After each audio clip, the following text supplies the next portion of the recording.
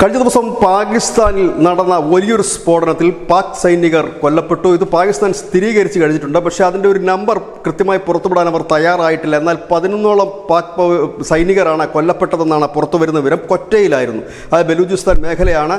പാക് സൈന്യത്തെ ബലൂചിസ്ഥാനികൾ വിളിക്കുന്നത് തന്നെ അധിനിവേശ സൈന്യം എന്നാണ്. അതായത് തങ്ങളുടെ സ്ഥലത്തേക്ക് കടന്നു കയറുന്ന, അല്ലെങ്കിൽ തങ്ങളുടെ രാജ്യത്തേക്ക് കടന്നു കയറുന്ന അധിനിവേശ സൈന്യം എന്നാണ് പാക് സൈന്യത്തെ ബലൂജികൾ വിശേഷിപ്പിക്കപ്പെടാറുള്ളത്. ഏതായാലും ബലൂചിസ്ഥാൻ ലിബറേഷൻ ആർമി ഇതിൻ്റെ ഉത്തരവാദിത്തം ഏറ്റെടുത്ത് കഴിഞ്ഞിട്ടുമുണ്ട്.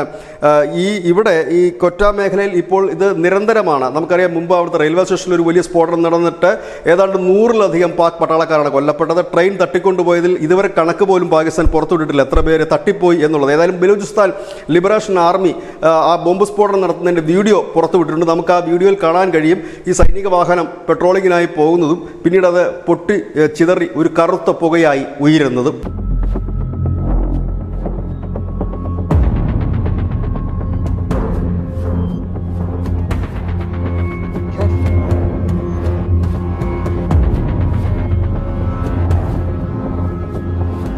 News India Malayalam.